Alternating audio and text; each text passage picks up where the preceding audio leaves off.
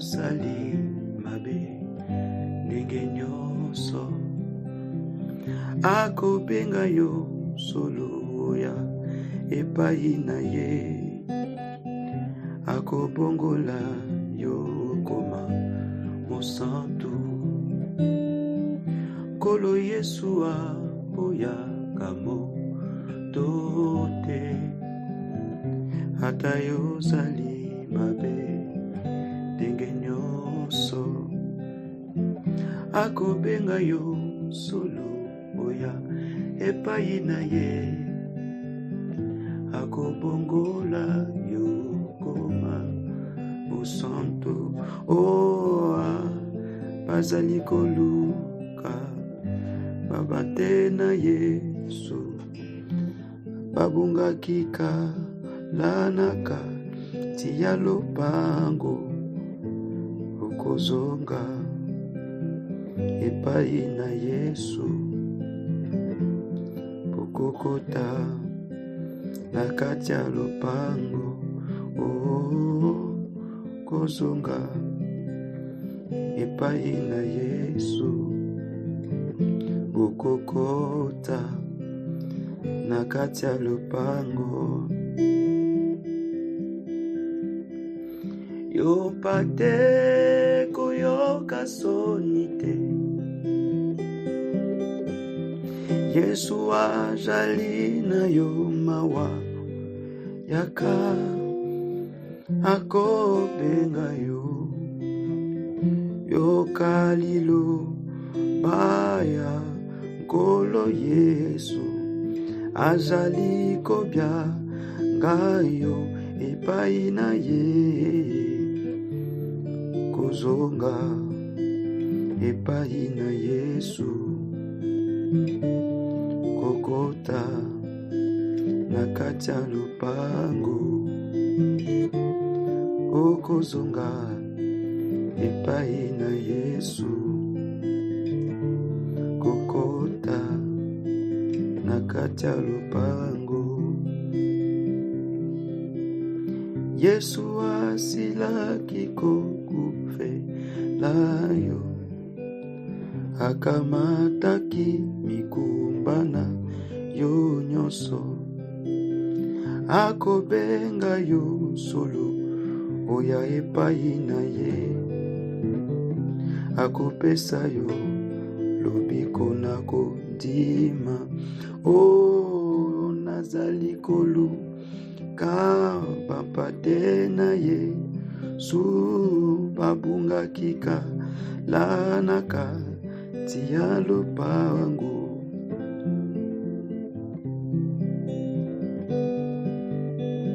Alléluia.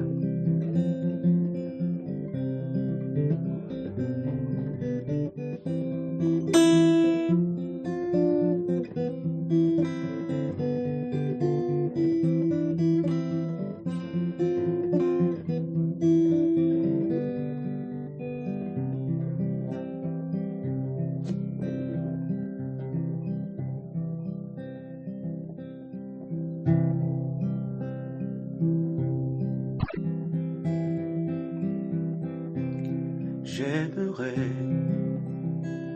m'en aller au pays du bonheur, mais où est le chemin qui me conduit au ciel? J'aimerais m'en aller au pays du bonheur, mais où est le chemin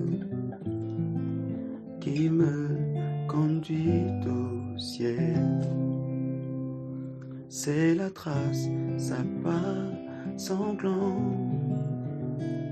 qui me conduit au ciel. J'aimerais marcher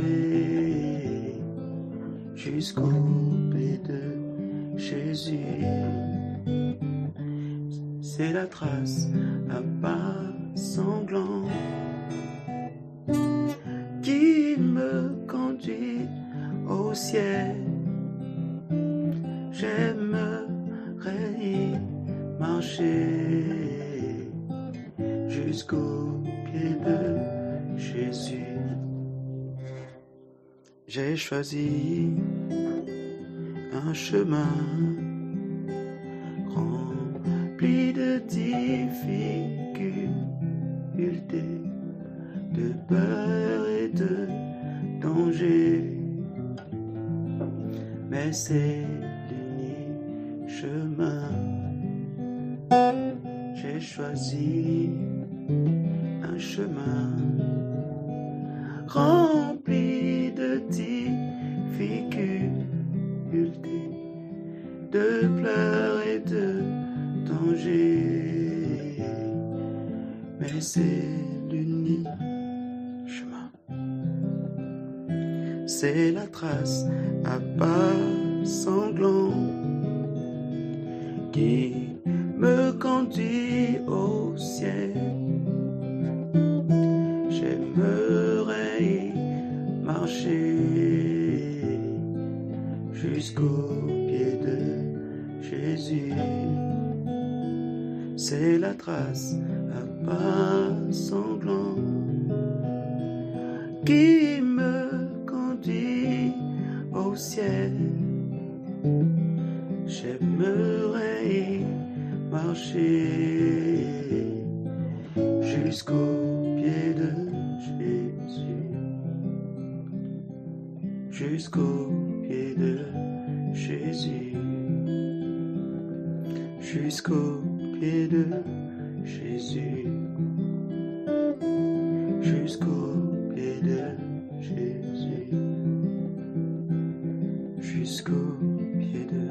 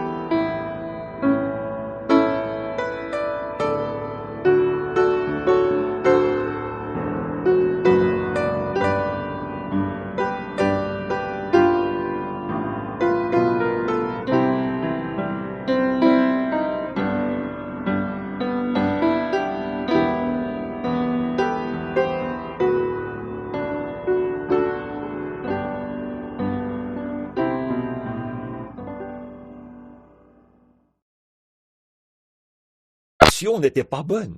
Dans ce cas, si vous n'êtes pas parfaitement convaincu, si vous ne savez pas avec certitude que c'est la parole de Dieu, alors vous ne pourrez pas partir. Voyez, il faut vous livrer entièrement. Il faut que vous sachiez. Ce n'est pas suffisant de dire, eh bien, je vois les autres qui le font. Je vois un signe. Vous savez, Israël s'est mis en route. Je pourrais dire la même chose, introduire cela ici. Quand ils se sont mis en route, ils étaient au nombre de 2 millions. Et à la fin, ils étaient 2 hommes. C'est vrai. Ils avaient vu les œuvres de Dieu. Ils avaient vu la manifestation de l'Esprit. Ils avaient vu de grands et puissants miracles accomplis là-bas en Égypte. Toutes ces choses. Et ils se sont mis en route. Mais le cœur n'y était pas. Ils n'ont pas vaincu. Ils sont sortis, c'est tout. Jésus a dit, et ils ont péri dans le désert. Et ils sont morts éternellement. Ils sont tous morts, ce qui signifie la séparation éternelle. Tous, ils sont tombés en pourriture dans le désert. Mais il y avait là 2 hommes, Josué et Caleb. Et au moment de l'épreuve de force, les obstacles étaient tellement grands que ces hommes étaient comme des sauterelles à côté d'eux. Josué s'est écrié avec Caleb, « Nous sommes plus que capables d'y arriver. » Pourquoi? Dieu l'a dit. Et ils ont été vainqueurs, ils ont vaincu. De toute cette grande organisation de gens, c'est à eux seuls qu'a été accordé le privilège de faire entrer la vraie épouse élue dans le pays promis. Josué et Caleb, au front, là-bas, les 2 généraux, ont conduit les gens jusqu'au fleuve, et ils ont traversé le fleuve, et sont entrés dans le pays promis. Pourquoi? Ils ont cru la parole, envers et contre tout. Là, Dathan s'était levé, ou plutôt, Dathan s'était soulevé, Corée aussi, et ils essayaient de dire, « Cet homme cherche à s'élever au-dessus de nous tous. Lui, il serait plus saint que les autres. » Après que Dieu avait parfaitement confirmé cet homme. Ils ont dit, nous allons fonder un groupement, nous allons former ceci, cela ou autre chose, nous allons former nos propres organisations, nous allons... Et ils sont morts, ils ont péri. Mais ces hommes-là, eux, au contraire, ils avaient la parole du Seigneur et ils s'y tenaient, et ils sont entrés. Ce n'est pas celui qui prend le départ, c'est celui qui finit la course. Nombreux sont ceux qui prennent le départ de la course, mais un seul finit la course. De nombreuses églises prendront le départ, de nombreux groupes de gens. Un seul groupe finira la course, celui des vainqueurs. À l'époque de Lot, oui, elle n'a pas pu s'empêcher de jeter un regard en arrière, un long regard derrière elle. Oh, je quitte une telle qui est là-bas, nous avons passé de si bons moments ensemble, je ne l'oublierai jamais. Et elle s'est retrouvée exclue, comme ce qui était arrivé à l'époque de Noé. Elle a été exclue, sans miséricorde, et elle a péri. Et le bloc est toujours là aujourd'hui. On prétend, je n'en sais rien moi-même, que si on en casse un morceau, ça repousse, une colonne de sel. Si jamais vous voyez le film Sodome et Gomorrhe, vous y verrez la colonne de sel originale qui se trouvait là.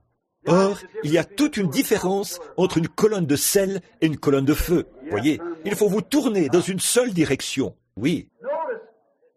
Remarquez, du temps de Jean-Baptiste, il y a 6 personnes qui se sont trouvées avoir vaincu. Il y a eu des vainqueurs tout au long des âges. Du temps de Jean, il y en a eu 6. Joseph et Marie, Zacharie et Élisabeth, Siméon et Anne. Un homme et une femme, un homme et une femme, un homme et une femme. Voyez, c'est un type de Christ et l'Église. Christ et l'Église, Christ et l'Église, Christ et l'Église. Voyez? Remarquez, au départ, l'homme naturel. Joseph, l'homme naturel. Joseph, qui était-il? Un charpentier. Ensuite, le sacrificateur, qui était-il? Voyez, un ministre dans la maison du Seigneur. Zacharie. Et de là, on passe à Siméon, un prophète et une prophétesse. Voyez, la justification, la sanctification, le baptême du Saint-Esprit. Amen. Vous le voyez, n'est-ce pas? Parfaitement, 6 ont vaincu. Tous les autres offraient leurs sacrifices et tout. Mais eux, c'étaient les élus. Ils ont vaincu. Remarquez chaque âge de l'Église.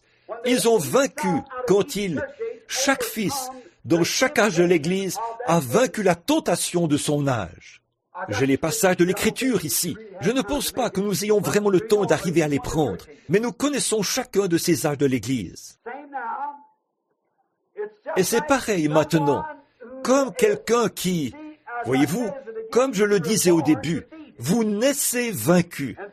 Et cette naissance-là ne pourra jamais vous amener à la vie, parce que vous naissez vaincu. Et vous êtes dans un monde vaincu, au milieu de gens vaincus, au milieu de credos vaincus, de dénominations vaincues. Vous devez trouver le moyen d'obtenir la victoire. C'est comme le lys, bien que le lys, à mon avis, est l'une des plus belles fleurs qui existent. J'aime beaucoup les grands lys Calla et les lys d'étang. À mon avis, il n'y a pratiquement rien d'aussi beau qu'un grand lys d'étang, ce qu'on appelle le nénuphar.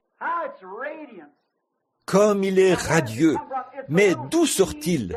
C'était une petite semence au fond d'un étang boueux, vaseux. Pourtant, tout l'éclat radieux avec lequel il brillera se trouve déjà dans cette petite semence, déjà là, pendant qu'il est dans la vase. Mais il doit lutter chaque jour, sachant qu'il y a quelque chose. Il est noir, il est sale, il est crasseux, il est visqueux.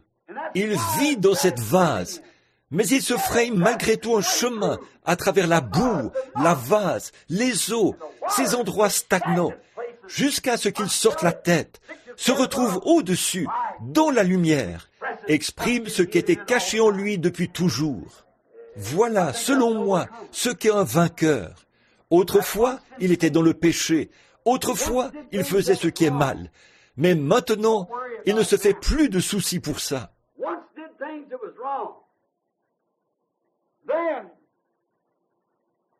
Autrefois, il faisait ce qui est mal. Mais maintenant, pourquoi regarder de nouveau dans les temps? Voyez, regardez, vous avez Dieu, par sa prédestination, voyez, il a vivifié cette semence. Elle se fraye un chemin, voyez, pour venir à la lumière. Et maintenant, elle est au-dessus de toutes ces choses. Elle a vaincu. Voyez, elle ne s'exprime pas pendant qu'elle est là, en bas. Elle monte pour pouvoir s'exprimer. Et vous non plus. Dans votre péché, votre adultère, tout ce dans quoi vous viviez, vous n'exprimiez rien. Mais il y avait une semence en vous qui a pu se frayer un chemin jusqu'à la lumière. Et maintenant, vous êtes dans la présence de Jésus-Christ, dans la lumière du Fils. Cela a manifesté ce que vous étiez réellement dès le commencement. Vous voyez ce que je veux dire? Vous avez vu la lumière. Vous vous êtes épanoui. Vous avez ouvert votre cœur. Et maintenant, vous êtes un lys. Vous vous rappelez ma prédication sur le lys? Le révérend lys, comme il travaille. Pourtant, il ne file point. Cependant, Salomon même, dans toute sa gloire, n'a pas été vêtu comme l'un d'eux. Regardez-le, il est prêt à donner. Il ne prend rien pour lui-même. Le lys ne cherche pas son propre intérêt. Qu'est-ce qu'il fait? Il offre généreusement sa beauté, sa vie, afin que d'autres la voient. Sa vie s'exprime au dehors, afin que d'autres voient la gloire qui est en lui, et qui était en lui dans cette boue. Maintenant, il est au-dessus. Voilà ce qu'est le vainqueur. Il a vaincu la boue, il a vaincu les choses du monde, et maintenant, il se donne généreusement. Il s'offre au regard de tous. Sa vie, on ne peut rien lui reprocher. Voyez, il est un vrai vainqueur. Maintenant, on ne peut plus rien dire de lui. Qu'on dise, il est sorti de la boue. Mais maintenant, il n'est plus dans la boue. Il est au-dessus de tout ça. Amen. Alors, on ne doit pas revenir sur ce qu'il était auparavant. Qu'est-ce qu'il est maintenant? Il est au-dessus. Alors, l'abeille passe près de lui et se dit, « Quel parfum agréable! J'ai bien envie d'aller récolter ma part. » Il ouvre tout bonnement son cœur. « Allez, viens, d'accord. » Tous prennent ce qu'il a. Voyez, il est un vrai pasteur. Il exprime la gloire de Dieu. Pourtant, voyez d'où il est sorti. Il lui a fallu vaincre pour en arriver là. Il fut un temps où lui ou elle, ils étaient jeunes, beaux, séduisants. Ils ont subi de nombreuses tentations, mais ils ont vaincu tout cela. Voyez, ils ont vaincu. Et maintenant, ils expriment la vraie beauté, Christ dans leur vie. Remarquez, exprimé en traversant la boue. Jésus nous a donné l'exemple, nous a montré comment faire. C'est ce que nous voulons savoir. Comment vaincre? Jésus nous a dit comment faire. Voyez, l'humilité. Il s'est saint, il a pris un linge, et il a lavé les pieds des disciples et les a essuyés. Le Dieu du ciel lui-même s'est humilié. Nous ne voulons pas être humiliés. C'est pour ça que les femmes ne veulent pas laisser pousser leurs cheveux, voyez, et qu'elles ne veulent pas s'habiller comme il convient des dames. De même, les hommes ne veulent pas, voyez, c'est la même chose. Ils ne veulent pas. Ils se trouvent humiliés. Mais Jésus, constamment, regardez qui il était. La grandeur. Là, je vais dire quelque chose. La grandeur s'humilie. Ce qui est grand s'abaisse. La grandeur. J'ai eu le privilège de rencontrer de grands hommes. Les gars qui ont des vêtements de rechange, et 50 cents à faire teinter dans leur poche, eux, c'est le genre de gars qui croit être quelque chose alors qu'il n'est rien. Par contre, j'ai été en présence de grands hommes, vraiment de grands hommes, qui portaient une chemise élimée aux manches, aux poignets. Ces hommes vous donnent l'impression que c'est vous la personne importante. Voyez ? La grandeur, c'est l'humilité. N'oubliez pas ça, Église. La grandeur s'exprime par l'humilité et non par des manières raffinées. Attention, je ne parle pas d'être sale, je parle d'être humble d'esprit. Voyez, je ne parle pas de sortir sans se laver, sans se débarbouiller. Ça, vous devez le faire. Vous le savez, voyez. Mais je parle de l'humilité, de la véritable humilité. Pas quelque chose d'artificiel. Quelque chose qui est vraiment là. La vraie humilité. Jésus nous a dit comment faire. Lui, il a vaincu. Ce qui signifie, vaincre signifie supporter l'épreuve. Voilà, comme tous les saints d'autrefois l'ont fait, comme Jésus l'a fait. Au milieu de tous ses ennemis, il a supporté l'épreuve. Devant tout ce qu'il a dû affronter, il s'est montré à la hauteur. Quand il a dû affronter la maladie, lui qui était le Messie, il a guéri les gens. Quand il a dû affronter la mort, il a ramené à la vie. Quand il a dû affronter le calvaire, sa propre mort, il a triomphé d'elle en se livrant lui-même. Comment ça? Par la parole. Il avait dit, détruisez ce temple et je le relèverai en 3 jours. La parole l'avait dit, voyez? Et en présence de la mort, il a triomphé. Il a vaincu la mort. En présence du séjour des morts, il a triomphé du séjour des morts. Il a vaincu le séjour des morts. Oui, en présence de la tombe, il a vaincu la tombe. Comment ça? Toutes choses, par la parole et par l'humilité. Oh là là, voilà l'homme, le vrai. Voilà celui sur qui vous devez prendre exemple. Voyez, il a triomphé de tout. Il a vaincu. Regardez, il a eu à subir ses tentations. Le saviez-vous? La Bible dit qu'il était tenté comme nous en toutes choses, sans commettre de péché. Il a été tenté par la boisson. Il a été tenté par les femmes. Il a été tenté par tout ce par quoi on peut être tenté. Il a eu toutes les mêmes tentations que nous. Il était un homme, mais il est resté malgré tout irréprochable. Oui, monsieur. Vaincre signifie reconnaître le diable dans chacune de ses ruses. Beaucoup de gens disent, le diable n'existe pas, c'est seulement une pensée. N'allez pas croire ça.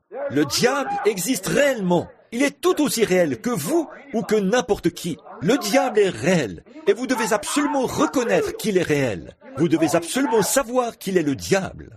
Mais en même temps que vous reconnaissez qu'il existe, que vous savez qu'il est le diable et qu'il est contre vous, eh bien, pour vaincre, vous devez absolument reconnaître que le Dieu qui est en vous est plus grand et plus puissant que lui, et que celui qui est en vous l'a déjà vaincu. Alors, par sa grâce, vous êtes largement de taille à lui faire face. Amen. Voilà la vraie victoire. Quand vous reconnaissez cela, vous regardez en arrière et vous dites, je fais ceci et je fais cela. Alors là, non, vous êtes vaincu. Mais il n'y a aucune condamnation pour ceux qui sont en Jésus-Christ, qui marchent non selon la chair, mais selon l'esprit. Alors vous comprenez que vous avez vaincu et vous savez qu'il est le diable. Vous ne pouvez pas dire, j'ai une maladie et je ne crois pas que c'est une maladie. Oh, que oui, c'est une maladie. Vous avez un cancer et vous ne croyez pas que c'est un cancer. C'est bien un cancer. C'est bien un cancer. Mais souvenez-vous, celui qui est en vous est plus grand que celui qui est dans le monde. Vous devez comprendre que le Saint-Esprit qui est en vous a déjà vaincu cette chose-là. Il est en vous et c'est par lui que vous pouvez vaincre. C'est tout à fait cohérent. C'est exactement ce qui est écrit dans l'Écriture. Vaincre. Il faut que je me dépêche. J'ai déjà pris 45 minutes. Là, je vais vraiment dépasser le temps prévu. Remarquez, vaincre. Le Dieu qui est en vous est plus grand que celui qui est en lui. Le Dieu de ce monde n'est pas aussi grand que le Dieu du ciel qui est en vous. Tout comme les ténèbres ne peuvent pas résister à la lumière. En effet, les ténèbres ne peuvent pas résister à la lumière. Quelle que soit l'intensité des ténèbres, la lumière les chassera. Elles ne peuvent pas subsister. Gloire! Prenez donc toutes les ténèbres que vous voudrez et essayez une fois de vous opposer à la lumière. Voyez ce qui arrivera. Eh bien, celui qui est en vous est lumière et celui qui est dans le monde est ténèbres. Donc, la lumière a démontré qu'elle a bel et bien vaincu les ténèbres. Et il en est de même de l'homme qui est en Christ et qui sait qu'il a vaincu les choses du monde. Amen. Vous n'êtes plus liés par ces choses. Vous êtes libres. Marchez dans la lumière, comme il est lui-même dans la lumière. Alors le sang de Jésus-Christ nous purifie de tout péché et nous sommes mutuellement en communion. Voilà, c'est ça. Celui qui est en vous est plus grand que celui qui est dans le monde. Mais si vous regardez en arrière et que vous sentez la condamnation, eh bien, vous êtes encore dans le monde. Par contre, si vous vivez au-dessus de ces choses, c'est donc que celui qui est en vous vous a conduit jusqu'au-dessus des ténèbres. Comme le lys qui est au-dessus des ténèbres de la boue. Il est au-dessus des ténèbres des eaux boueuses. Il est dans la lumière. Il reflète la beauté qui avait été mise en lui avant même qu'il quitte la boue. Amen. Là, je me sens comme un chrétien rempli de cris de joie. Ce qui avait été mis en lui par Dieu au commencement, c'est ce qui s'est frayé un chemin et il a vaincu. Il a vaincu sa carapace. Il a vaincu la boue. Il a vaincu les eaux. Il a vaincu toutes choses. Il a été vainqueur. Il a reflété la beauté et la gloire de Dieu. C'est ce que fait chaque croyant. C'est ce que Noé a fait. C'est ce que Lot a fait. C'est ça. Regardez dans quel pétrin il se trouvait. C'est ce que Moïse a fait. C'est ce que Josué a fait. C'est ce que Daniel a fait.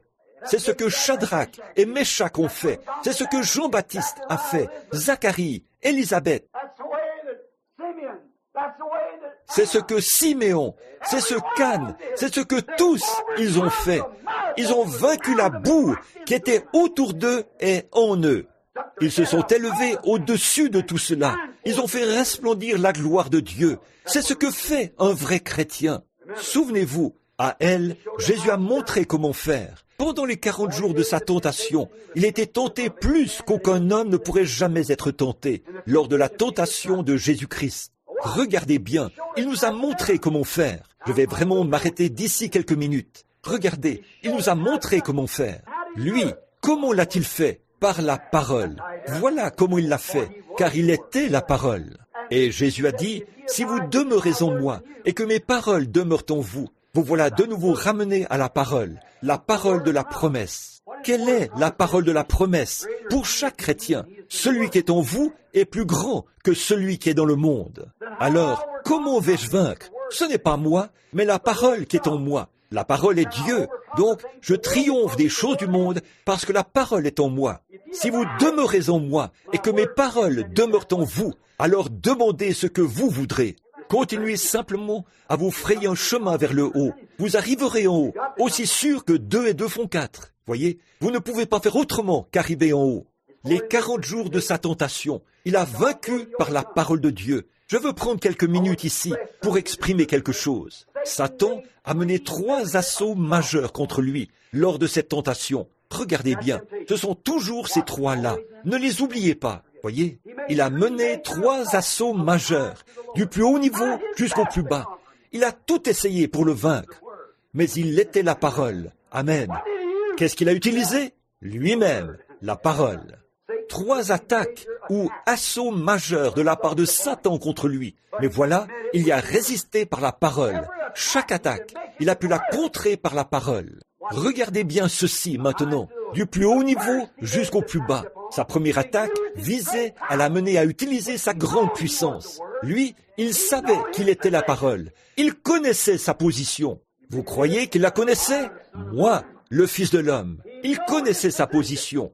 Satan est venu et ce qu'il voulait, c'est qu'il utilise sa puissance à son propre profit, pour se nourrir. Il voulait qu'il se nourrisse lui-même. Il avait faim. Un homme affamé ferait presque n'importe quoi. Voler, dévaliser, mendier, emprunter, n'importe quoi. Voyez, il avait ce genre d'appétit. Et Satan, dans son premier grand assaut majeur contre lui, a essayé de l'amener à utiliser à son propre profit la puissance qui lui avait été donnée pour vaincre. Il ne l'utilisait pas pour lui-même, non, il l'utilisait pour les autres. C'est vrai, il l'utilisait pour les autres et non pour lui-même. Elle n'était pas là pour son utilité personnelle. Pourtant, il aurait pu le faire. Bien sûr qu'il aurait pu le faire. Mais voyez-vous, ce que le diable cherche à faire, le diable veut que vous l'écoutiez. Lui, il n'écoutait que ce que le Père lui dictait. C'est vrai. Il a dit, « Eh bien, a dit Satan, il est écrit qu'il donnera des ordres aux anges. » Il a dit, « Oui, mais il est aussi écrit. » Voyez, c'est ça, voyez. Il savait qui il était. Satan a fait. La pensée est plus profonde que ce qui est écrit là. Voyez, il y a une inspiration. Le noyau est à l'intérieur de cela. Vous voyez la réalité de la chose. Bien qu'il aurait pu le faire, il ne l'a pas fait. Au contraire, il n'a jamais tenu compte de la proposition de Satan. Maintenant, voici un bon point.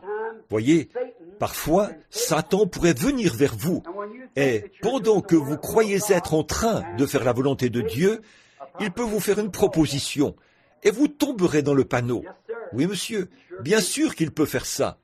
Bon, prenons par exemple nos sœurs. Elles sont jolies. Alors, il peut vous amener, après que vous avez laissé pousser vos cheveux, vous ne vous en étiez pas rendu compte. Mais cela vous va à merveille. Alors tout à coup, voilà, vous commencez à vous donner de grands airs, à vous croire un peu supérieur. Certains d'entre vous, les hommes, vous savez ce que je veux dire, voyez. Et cette même chose, il peut s'en servir pour vous faire une proposition. C'est vrai, voyez, vous devez vaincre cela. Souvenez-vous que vous vivez pour Dieu. Vous avez un seul objectif, et c'est Jésus-Christ. À part cela, rien ne compte. C'est lui. Puis, deuxièmement, pour votre famille. Et troisièmement, pour vous-même. Mais premièrement, pour Dieu. Ensuite, pour votre famille. Ensuite, pour vous. Vous occupez la troisième place. C'est le bout de la route. Prenez la dernière place. C'est ce qu'il a fait. Regardez ce qu'il aurait pu faire. Il a dit, je pourrais invoquer mon Père, lui parler, et il m'enverrait à l'instant 12 légions d'anges. Alors qu'un seul d'entre eux aurait pu détruire le monde. Il a dit, si mon royaume était de ce monde, mes sujets auraient combattu pour moi. Mais mon royaume est d'en haut. Voilà, voyez, il aurait pu faire ça, mais il ne l'a pas fait, voyez. Pourtant, il aurait pu le faire. Il n'a jamais prêté attention à la proposition de Satan. Eh bien, avez-vous déjà entendu des gens dire, si vous croyez qu'un guérisseur divin, ça existe, si vous êtes un guérisseur divin, allez chercher votre guérisseur divin. J'ai un homme ici qui est malade. J'aimerais bien le voir guérir cet homme. C'est ce même démon, voyez? Il veut vous faire accepter ses propositions. Il veut vous amener à l'écouter, lui, plutôt que Dieu. Mais un véritable serviteur de Dieu va d'abord écouter, voir ce que dit le Père, voyez? Comme dans le cas du bébé des Statsclèves, quand on m'a contacté ici. Madame Statsclèves m'a dit, « Frère Branham, je vous appelle de l'Allemagne. » L'armée américaine mettait à ma disposition un de leurs avions à réaction qui se trouvait sur le terrain d'aviation près d'ici. On m'aurait emmené en Allemagne et ramené de là-bas le même jour. Cet homme était aumônier. Son bébé gisait mort. Et cette jeune maman s'est écriée, « Écoutez !» Elle a dit, « Je sais, j'étais là et j'ai vu cette femme qui tenait son bébé mort dans ses bras. Il était mort ce matin-là. J'ai vu Frère Branham s'avancer, imposer les mains à ce bébé mort, et le bébé est revenu à la vie. » Elle a dit, « C'est mon bébé, Frère Branham. Il n'y avait jamais eu de décès dans leur famille. » Voyez, la petite était tombée malade le matin et décédée l'après-midi même. Et tout le monde était là, à donner des prophéties et tout. Le bébé va ressusciter, et toutes sortes de choses du genre. J'ai dit, tout ça, c'est très bien, sœur Statsclèves, mais je veux voir ce que dit le Père. Je suis allé dans les bois, et j'ai prié. Je suis revenu. Elle avait déjà appelé 2 ou 3 fois avant mon retour le lendemain matin. Rien. Le médecin avait dit, d'accord. Il a dit, dans ce cas, madame, si vous avez une telle foi, nous ne laisserons pas le bébé sortir de l'hôpital. Qu'il reste ici, et restez ici avec lui. C'est en ordre. Frère Statsclèves est allé voir le major de l'armée. Ils lui ont dit, bien sûr, nous pouvons l'emmener là-bas en avion et le ramener. Alors, un avion m'attendait afin de m'emmener en Allemagne ce matin-là, à Heidelberg, en Allemagne, et m'ont ramené le soir même, pour la résurrection de ce bébé. J'ai dit, bien sûr que Dieu peut faire ça, mais voyons d'abord quelle est sa volonté. Donc, je suis allé en prière toute la nuit. Il ne s'est rien passé. Je suis revenu le lendemain matin. Il ne s'est rien passé. Au moment où j'allais entrer dans la pièce, j'ai regardé, et cette lumière était suspendue là, près de la porte. Il a dit, ne touche pas à ça, ne réprime pas ça, c'est la main de Dieu. Je lui ai téléphoné, j'ai dit, sœur Statsclèves, enterrez votre bébé, c'est la main du Seigneur, c'est la volonté de Dieu. Il serait arrivé quelque chose à ce bébé plus tard dans sa vie.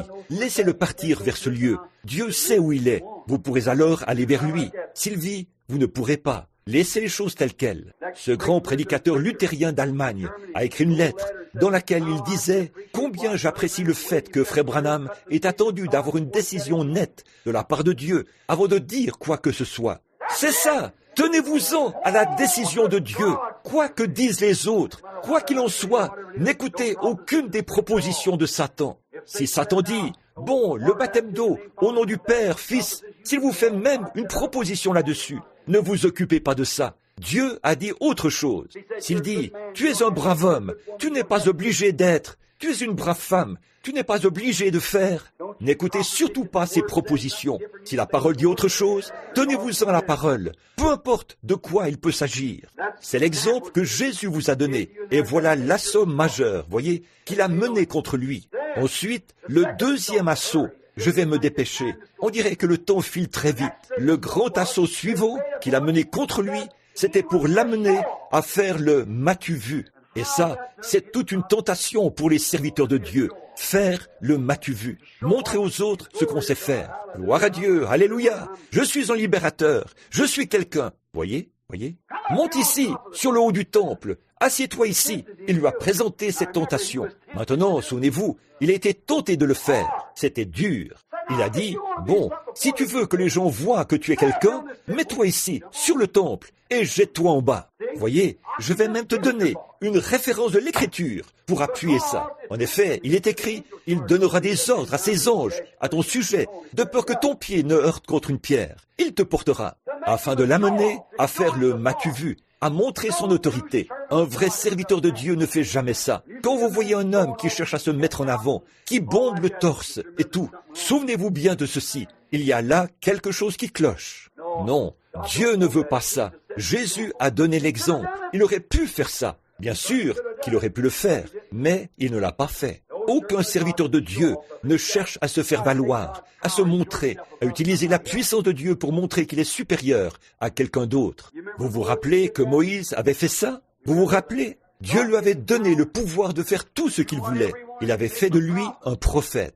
Il s'est approché de ce rocher et il a frappé le rocher une deuxième fois. Ça, c'était contraire à la volonté de Dieu. Dieu avait dit, parle à ce rocher, ne le frappe pas de nouveau. Tu irais à l'encontre de du type présenté ici. Le rocher ne sera frappé qu'une seule fois. Mais voilà, quand il a fait ça, il a déclaré qu'il y avait de la faiblesse dans la parole, que la parole ne suffisait pas. Ah oui, c'est de la parole qu'il était question. Ce rocher, c'était la parole. Voyez, la première fois, il avait frappé le rocher, et les eaux en étaient sorties, et le peuple a de nouveau souffert de la soif.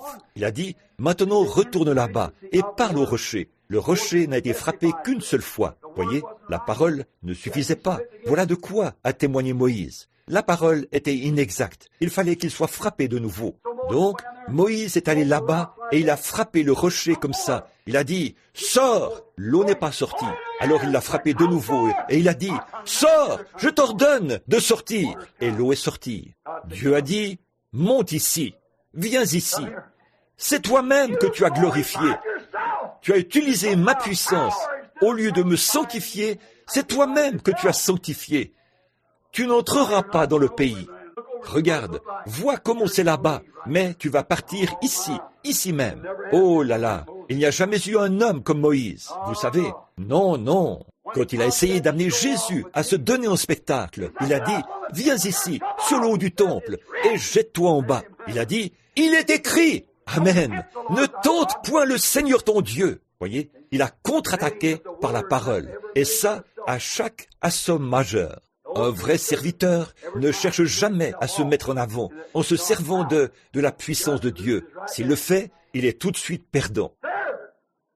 Le troisième grand assaut, Satan a proposé de lui céder ce royaume-ci.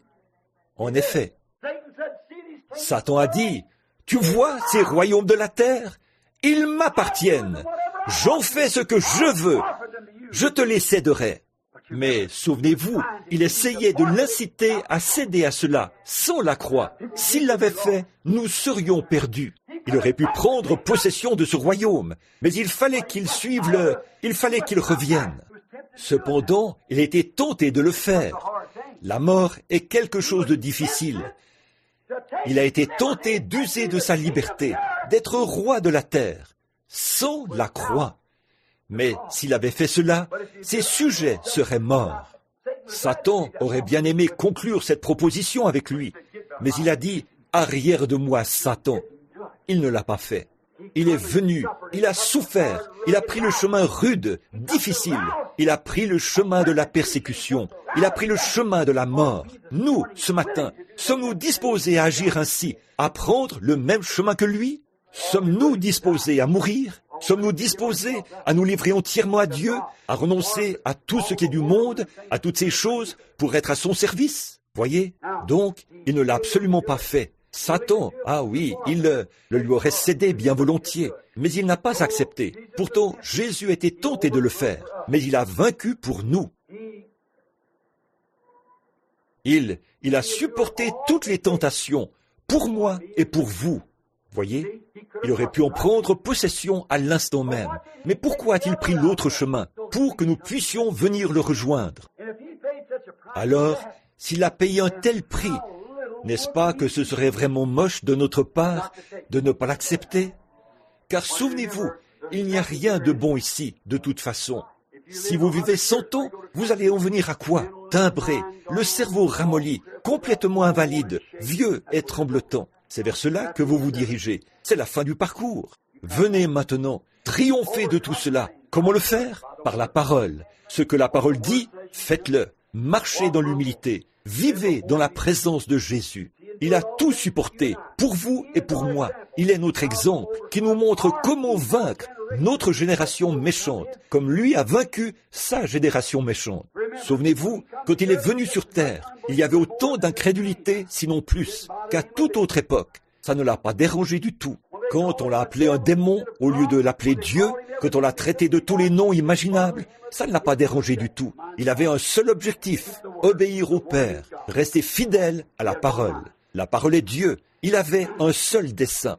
Nous sommes parfois tentés de faire marche arrière. Beaucoup d'entre vous sont tentés de retourner vers leur dénomination, de retourner souscrire à ça, parce que tout le monde dit, vous faites partie de quelle dénomination? Vous êtes affilié à quelle église? Nous sommes tentés de faire ça. Tous, nous sommes tentés de le faire. Nos sœurs sont tentées de faire marche arrière, de retourner adhérer à certaines autres églises, soit aux assemblées, aux églises de Dieu, ou à certaines de ces églises-là, tout en étant pentecôtistes. Gardez vos cheveux coupés et vous habillez à peu près n'importe comment, à votre guise. Voyez, vous êtes tentés de faire ça, de retourner là-bas, être bien vu de cette génération méchante, au milieu de laquelle nous vivons, alors que c'est là le grand péché de notre époque. C'est le grand péché parmi nous fidèles, la mondanité, comme la Bible dit de l'âge de Laodicée. Elle est mondaine, riche, n'a besoin de rien. Elle ne sait pas qu'elle est nue, misérable, malheureuse, aveugle. Voilà le péché de notre époque. Quand vous entendez la parole de Dieu dénoncer ces choses et que vous acceptez de prendre cet autre chemin, vous êtes mal vu de ce monde. Vous êtes tenté de faire marche arrière. Je sais, vous me le dites sans arrêt. Je sais que vous dites tout le temps. Je sais que vous en avez assez de m'entendre revenir sur ces choses. Moi aussi, j'en ai assez de vous voir faire ces choses. C'est vrai. Ce péché que je cherche à vous signaler, vous dites, pourquoi est-ce que vous revenez sans cesse là-dessus? Eh bien, alors, arrêtez ça. Je cherche à vous sauver la vie par la parole. Moi aussi, j'en ai assez. Marchez droit, c'est tout. C'est un péché. Il ne faut pas faire ça. Oui, monsieur. Nous devons vaincre ces choses. Alors nous devons nous attendre à être tentés par elles, par le monde. Si vous aimez le monde ou les choses du monde, l'amour de Dieu n'est pas en vous, a dit Jésus. Là, nous allons conclure en disant ceci. Il y a une récompense pour le vainqueur. Je vais vous lire quelque chose. Ouvrez vos Bibles. Reprenons Apocalypse, le 3e, le 2e chapitre. Regardez bien ici. Je vous ai parlé de toutes ces choses que nous devons vaincre. Maintenant, examinez-vous pour voir. Examinez-vous vous-même dans le miroir spirituel pour voir si vous avez vaincu. Maintenant, le premier message à l'ange d'Éphèse. Je veux que vous écoutiez ce qu'il a dit. Apocalypse, chapitre 2, verset 7. Ceci est adressé à cet âge de l'Église-là. quand il leur a dit tout ce qu'ils avaient fait, qu'ils avaient abandonné leur premier amour. Verset 7, que celui qui a des oreilles entende ce que l'Esprit dit aux églises. À celui, la personne, et non l'Église. À celui qui vaincra, je donnerai à manger de l'arbre de vie qui est dans le paradis de Dieu. Voyez, les vainqueurs d'Éphèse. Maintenant, le suivant, c'était Smyrne. Alors, aux vainqueurs de celui-là, écoutons ce qui est dit. Donc, le verset 11. Que celui qui a des oreilles entende ce que l'Esprit dit aux églises. Celui qui vaincra n'aura pas à souffrir la seconde mort. Voyez, ils ont vaincu. Bon, maintenant, regardons Pergame. Nous verrons ce qui était réservé aux vainqueurs de celui-là. Nous lirons le verset 17, à l'église de Pergame. Que celui qui a des oreilles, ça, c'est l'individu, et non le groupe entier. L'individu, c'est-à-dire l'épouse qui sort, voyez-vous, de l'église. Puisse celui qui a des oreilles entende ce que l'Esprit dit aux églises. À celui qui vaincra, je donnerai de la manne cachée, et je lui donnerai un caillou blanc. Et sur ce caillou est écrit un nom nouveau, que personne ne connaît, si ce n'est celui qui le reçoit. C'est ce qui est donné aux vainqueurs de l'âge de l'Église. Ensuite, c'est celui de Thyatire. Voyons ce qu'a reçu le vainqueur à cette époque-là. Prenons le verset 26. À celui qui vaincra et qui gardera jusqu'à la fin mes œuvres, je donnerai l'autorité sur les nations. C'est exact. Les pètera avec une verge de fer, et comme on brise un vase d'argile, ainsi que moi-même j'en ai reçu le pouvoir de mon Père. Voyez, avec lui, dans son trône, Christ doit paître les nations avec une verge de fer. Et voici l'Église qui a vaincu. Elle est assise là, avec lui, pour briser les nations avec une verge de fer. Prenons maintenant l'Église de Sardes. Alors, le verset 5 du chapitre 3. Celui qui vaincra sera revêtu ainsi de vêtements blancs. Je n'effacerai point son nom du livre de vie, et je confesserai son nom devant mon Père et les saints anges. C'est ce qui est donné aux vainqueurs de Sardes. Bon, donc prenons maintenant le verset 12. Ici, c'est ce qui est dit à l'église de Philadelphie, au verset 12. Celui qui vaincra, je ferai de lui une colonne dans le temple de mon Dieu, et il n'en sortira plus. J'écrirai sur lui mon nom, le nom de mon Dieu, et le nom de la ville de mon Dieu, de la nouvelle Jérusalem, qui descend du ciel d'auprès de Dieu, et mon nom nouveau. Remarquez ce qui est promis aux vainqueurs. Voyez? Donc, maintenant, Laodicée, qui est le dernier âge de l'Église. Il y aura des vainqueurs dans celui-là. Regardez bien. Souvenez-vous, l'âge qui précède chaque âge de l'Église hérite de tout ce qui était offert aux autres. Regardez bien ici. Maintenant, ceci, c'est après qu'ils ont reçu tous ces pouvoirs, ces noms nouveaux, toutes ces choses écrites qu'il a promises, et qu'ils ont mangé la manne cachée, et tout. Regardez bien ce dernier âge de l'Église. Apocalypse 3, 21. Celui qui vaincra, je le ferai asseoir avec moi dans mon trône. Amen. Comme moi je vins et me suis assis avec mon Père dans son trône. Que celui qui a des oreilles entende ce que l'Esprit dit aux églises. Il y a une récompense pour les vainqueurs. Continue à te frayer un chemin, petit lys. Si tout cela est en toi, écarte la boue et tout le reste, et fraie-toi un chemin vers le haut. Oui, monsieur, le ferai asseoir avec moi sur mon trône. Vous savez, à un certain moment, la mère de Jacques et de Jean, nous n'aurons pas le temps de le lire. La mère de Jacques et de Jean s'est approchée et a réclamé cette place. Vous savez cela? Vous vous rappelez? Seigneur, ordonne que mon fils soit assis d'un côté et mon autre fils de l'autre côté. C'est bien le désir d'une mère pour son fils. Mais regardez bien, mais cette place, a dit Jésus, a été prédestinée. Cette position n'existait pas encore en ce temps-là. Pourquoi? Remarquez, elle sera accordée à ceux à qui elle est destinée. Quoi donc? Celui qui allait être assis à sa droite et l'autre qui allait être le plus près de lui. Il devait encore être vainqueur. Voyez, c'était encore, il a dit, ce n'est pas à moi d'accorder cela. Je ne peux pas accorder cela, mais ce ne sera donné qu'après l'épreuve. Amen. Voyez, je ne peux pas donner cela, mais après l'épreuve, ils seront assis à ma droite et à ma gauche. Il y a une semence prédestinée, tout là-bas, qui attend de recevoir cela. Ce sera donné à ceux à qui cela a été promis. Ce sera donné là, mais l'épreuve n'est pas encore arrivée. Alors, il n'a pas encore vaincu. Voyez, la personne qui allait occuper cette place à côté de lui et l'autre personne qui allait l'occuper de l'autre côté, près de lui dans le royaume. Cette place n'avait pas encore été donnée, voyez, il n'y avait pas encore eu de victoire. L'épreuve n'était pas encore venue, elle viendra plus tard. Si nous souffrons pour Christ et pour sa parole, nous régnerons avec lui, car il est la parole.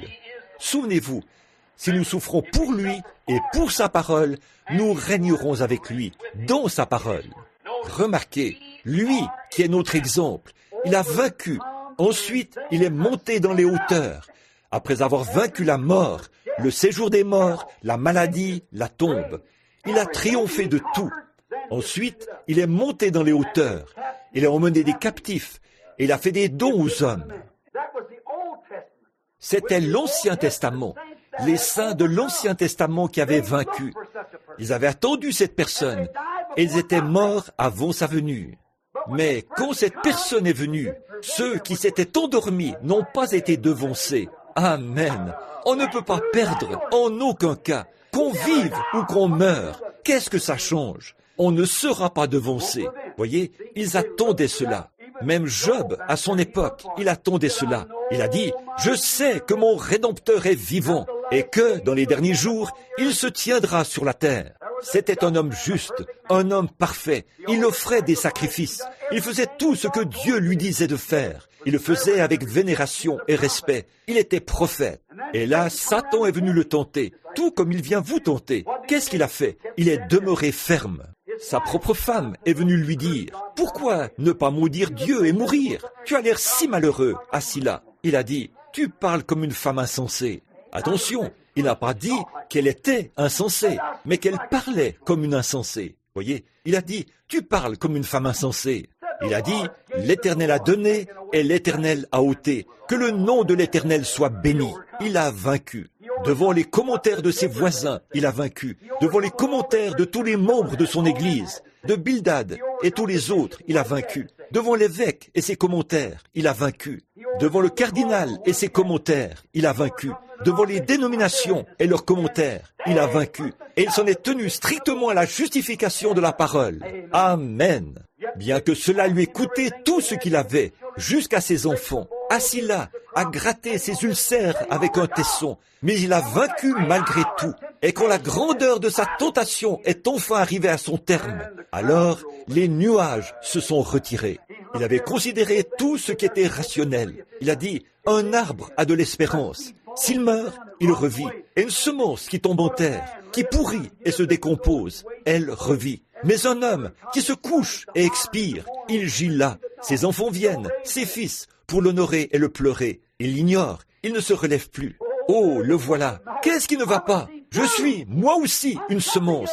Je suis quelque chose, une semence, et je descendrai en terre. Je ne pourrai plus me relever. Je resterai là. Oh, cache-moi dans le séjour des morts. Garde-moi dans le lieu secret, jusqu'à ce que ta colère soit passée. Fixe-moi un terme et juge-moi. Comme les rochers disparaissent, l'eau use la pierre.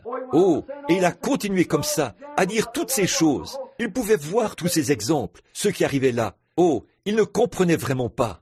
Sir Rogers, vous vous rappelez, j'ai prêché là-dessus, aux funérailles de Bastille. Voyez, il disait que la pierre serait usée ainsi, et toutes ces choses. Oh, mais toi, cache-moi dans le séjour des morts, et garde-moi dans le lieu secret. Il a continué à se frayer un chemin. Il a dit, j'aimerais savoir où trouver un homme qui puisse poser ses mains sur moi, un homme pécheur, et sur un Dieu saint, et lui parler en ma faveur. Oh là là, il est là, je sais qu'il est là. Il y a là quelqu'un qui peut faire cela. Il y a quelqu'un quelque part. Où puis-je trouver cette personne? Où le trouver? Je frapperai à sa porte et je lui parlerai. Si seulement quelqu'un pouvait poser sa main sur moi et sur Dieu et établir un pont entre lui et moi, parler en ma faveur. Si seulement je pouvais trouver cette personne. Oh, où est-il? Il a cherché dans son église, il a cherché dans son organisation, il n'a pas pu trouver cette personne. Et tout à coup, les nuages se sont retirés et il a vu venir cette personne. Oh, son pauvre cœur s'est mis à palpiter de joie. À ce moment-là, il s'est passé quelque chose. Je sais que mon Rédempteur est vivant. Cette personne existe. Amen. Et aujourd'hui, cette personne existe encore. Je sais que mon Rédempteur est vivant. Et même après que les vers de ma peau auront détruit ce corps, de ma chair, je verrai Dieu. Je le verrai moi-même. Il se tiendra sur la terre au dernier jour. En ce matin de Pâques, où il est ressuscité là-bas, le corps de Job n'était plus qu'une cuillerée de cendres. Il attendait. Il était ce groupe élu. Il est ressuscité des morts et il est entré dans la ville avec Abraham, Isaac, Jacob, Job. Oh là là, amen, car ils avaient attendu cette personne. Et à ceux qui attendent Christ une seconde fois, qui peut vaincre les choses de ce monde par sa grâce, entrez en lui et fermez les yeux à tout, sauf à lui et à sa parole. Il apparaîtra une seconde fois dans la gloire. Car la trompette de Dieu sonnera, les morts en Christ ressusciteront, les vivants qui seront restés seront changés en un instant, en un clin d'œil, et seront tous ensemble enlevés à sa rencontre dans les airs. Que je sois une cuillerée de cendres, ou que je sois vivant lorsqu'il viendra, pour moi, ça n'a aucune importance. Amen. Ça n'a pas d'importance, parce que j'ai saisi la vision. Le voile s'est retiré, et je le vois, lui. Quelqu'un qui peut se tenir là, poser sa main sur moi, un homme pécheur, et sur un Dieu saint. Et il est la victime propitiatoire pour moi. Il est la parole pour laquelle j'ai pris position. Au commencement était la parole. Cette parole, c'est lui, et il me représente là-bas. Amen. C'est ce que je crierai jusqu'à mon dernier souffle. Il est ma résurrection et ma vie. Et tout le reste n'est que sable mouvant. Tout le reste n'est que sable mouvant.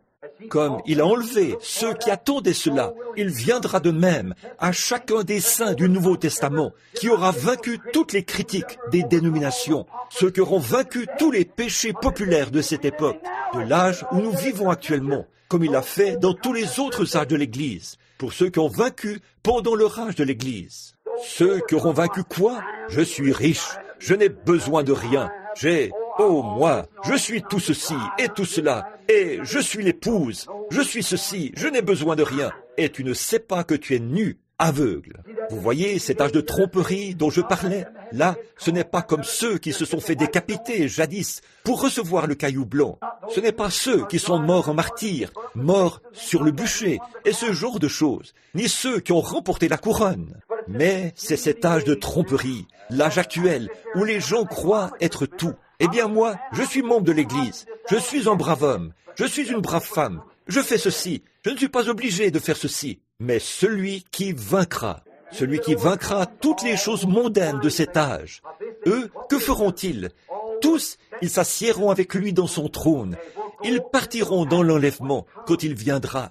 Oh là là! Alors, que m'importe? Que nous importe ce que le monde peut dire? Que nous importe ce que n'importe qui peut dire? Le glorieux Saint-Esprit est parmi nous. Sa colonne de feu nous conduit et nous guide. Sa parole se confirme devant nous. Son amour est dans notre cœur. Le monde est derrière nous. Nous sommes passés de la mort à la vie. Le monde croit que vous êtes fous.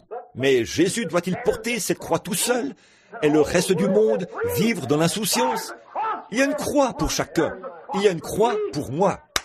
J'ai passé 33 ans sur le champ de mission et je porterai cette croix consacrée jusqu'à ce que la mort me libère. Que mes frères me rejettent, qu'ils disent tout ce qu'ils voudront, qu'ils me rejettent, quoi. Mais je m'appuie fermement sur cette parole, elle seule.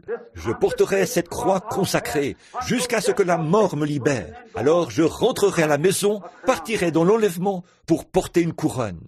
C'est ce que nous désirons tous, n'est-ce pas? C'est ce que nous désirons. C'est notre espérance et notre ardente prière. Toutes nos pensées sont fixées sur Jésus-Christ, lui seul, et nous nous reposons uniquement sur sa justice à lui, sa justice qui se trouve dans sa parole. Et la parole a été faite chair, et elle a habité parmi nous. Et encore aujourd'hui, la parole se confirme elle-même.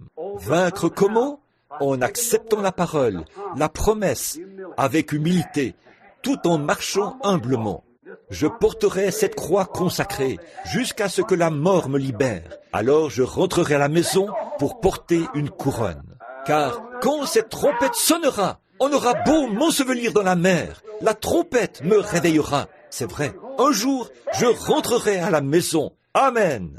D'ici là, je continuerai à lutter. Amen. À porter cette croix en gardant mes yeux fixés, non pas sur les gens, mais sur le calvaire là-bas. Car Jésus était mon exemple. Il nous a montré comment faire. Et nous suivrons avec joie son exemple jour après jour. I'm following Jesus each step of the way. I'm following Jesus each step of Vous aimez ça, n'est-ce pas? Oh, je médite cette pensée. Le suivre jour après jour, à chaque pas du chemin. Prions. Lord Jesus. Seigneur Jésus, je me suis tenu ici 1h15 à essayer, au moyen de ta parole, d'expliquer aux gens comment vaincre.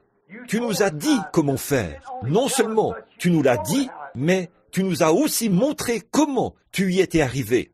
Tu nous as conduits, tu nous as montré comment y arriver, recevoir la parole au-dedans de nous et veiller à nous en tenir à cette parole. Il est écrit, devant chaque tentation, mais tout en étant humble, en marchant humblement. C'est ainsi que nous aurons vaincu par toi, par ta puissance qui a déjà vaincu notre ennemi.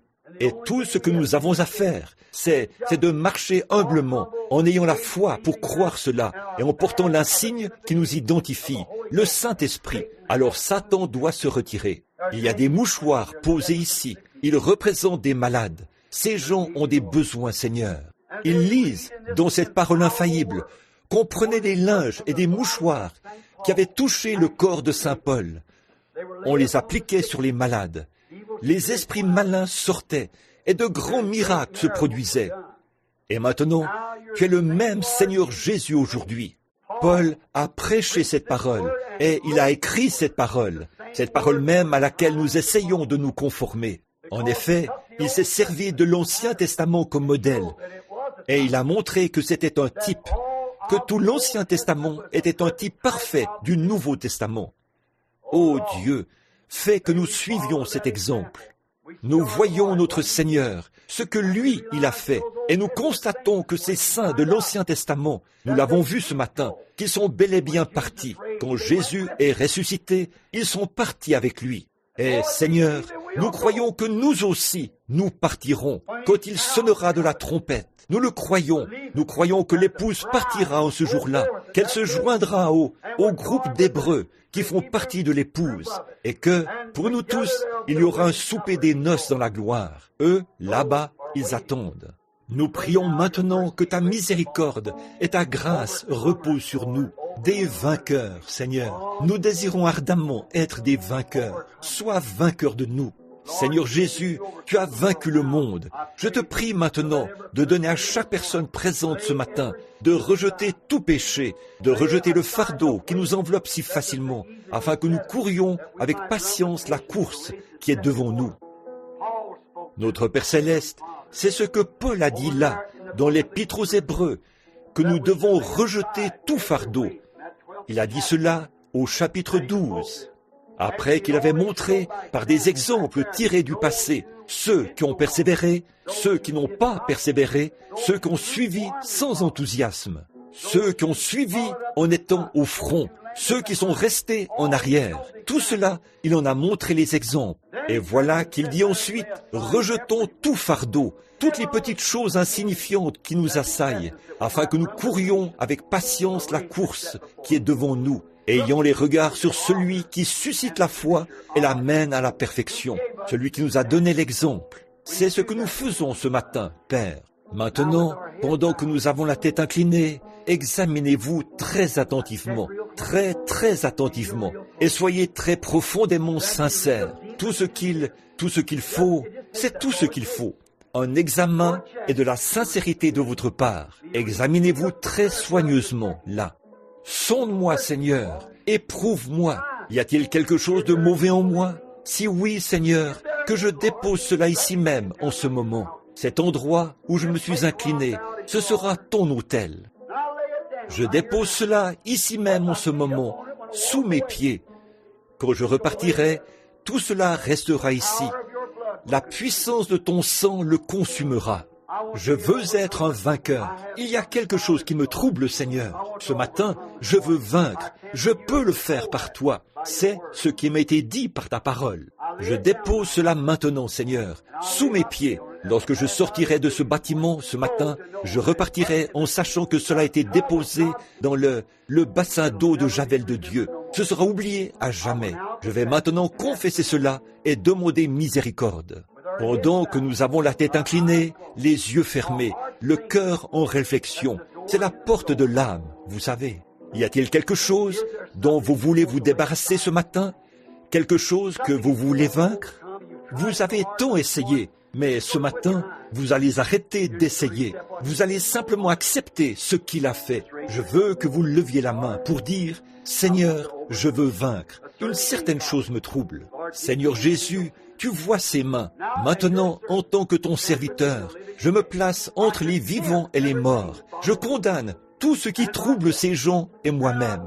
Et je demande, au nom de Jésus-Christ, que nous laissions tout cela sur l'autel de Dieu et que nous repartions libres ce matin, des vainqueurs. Si nos sœurs n'avaient pas eu cette grâce auparavant, qu'elle leur soit maintenant accordée, Seigneur. Si nos frères n'avaient pas eu cette grâce, qu'elle leur soit maintenant accordée. Et que la mère, à l'égard de ses enfants, soit dans l'humilité au lieu d'être arrogante. Elle sait elle fait fonction de prédicateur pour ses jeunes enfants. Sa vie est un exemple.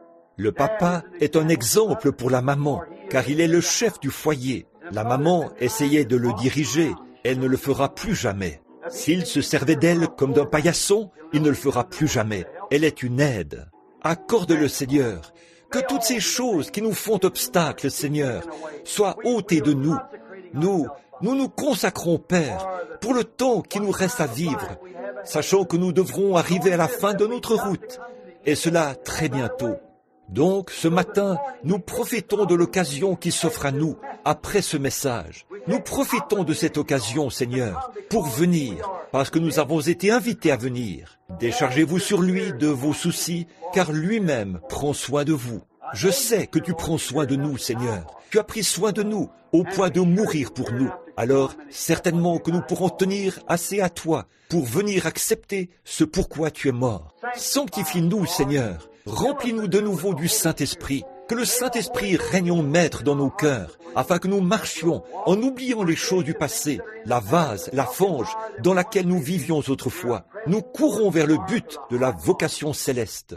Et notre lumière pourra alors briller dans la douceur et l'humilité, si bien que tous les passants diront, il y a un chrétien qui habite là-bas, sur cette colline. Cette personne-là, cette femme, cet homme est une vraie fleur consacrée à Dieu. Elle est si gentille et si aimable, toujours remplie d'amour, gentille et compréhensive. Accorde-le, Père. Donne-nous d'être salés, afin que la terre ait soif. Accorde-le, Père, et de vaincre les choses de ce monde et les soucis de cette vie. Au nom de Jésus-Christ. Amen. Maintenant, levons les mains. Quel est l'appel? Monte, sors de la boue. Une vie plus élevée. Il y a quelque chose en vous qui vous attire dans cette direction. Qu'est-ce que c'est? C'est lui.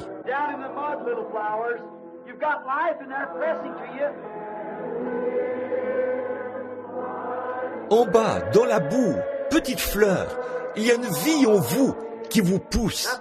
C'est elle qui vous appelle. Monte, sors de la boue.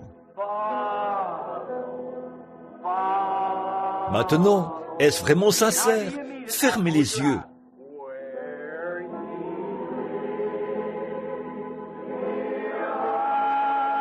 Maintenant, abandonnez-vous. Que ce soit vraiment sincère là.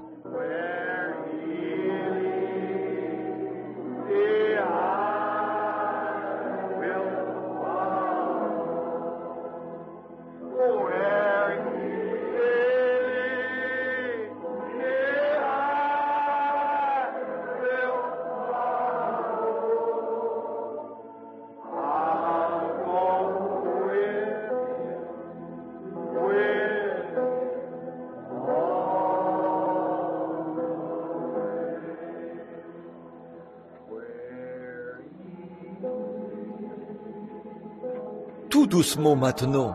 Souvenez-vous, déposez là ce que vous êtes. Il me conduira. Je vais déposer cela ici, Seigneur.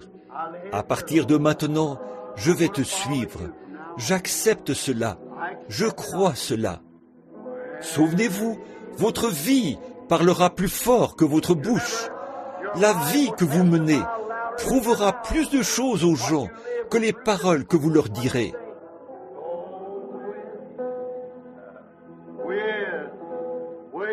Jusque où?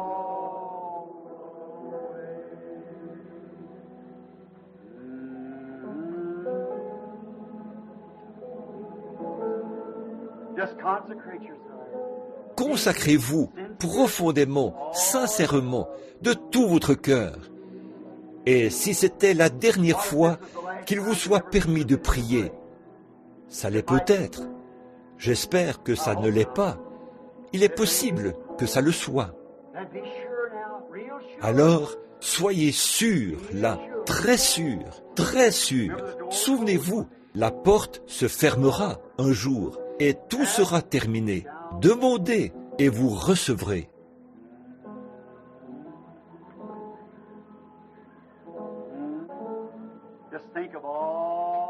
Réfléchissez à toute la gloire qu'il vous a offerte, à tout ce qu'il a fait.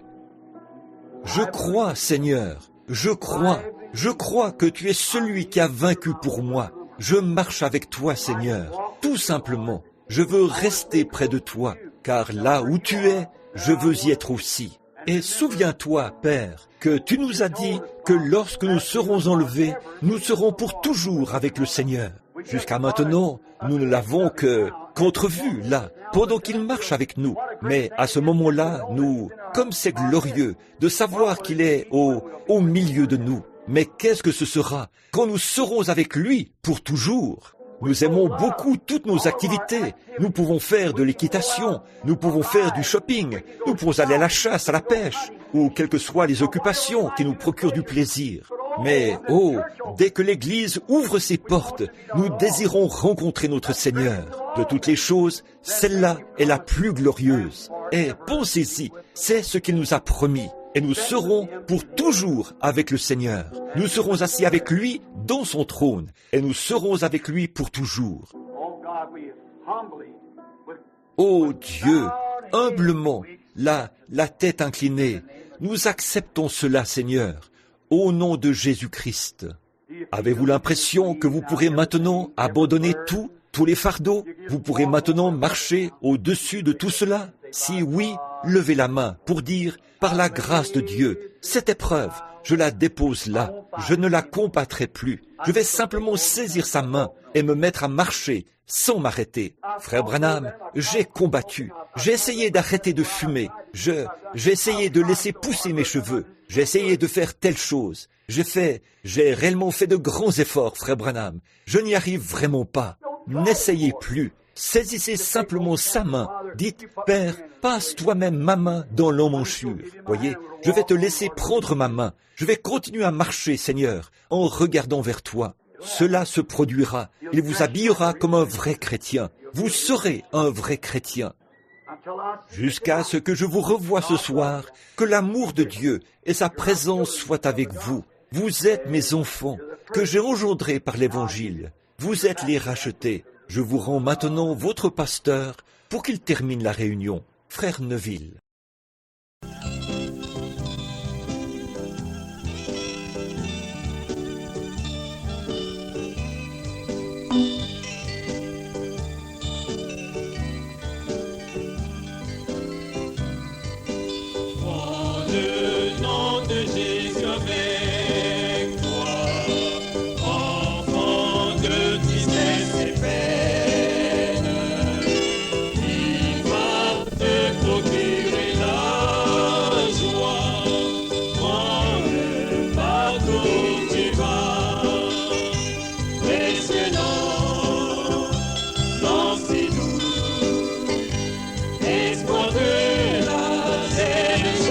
Ciel.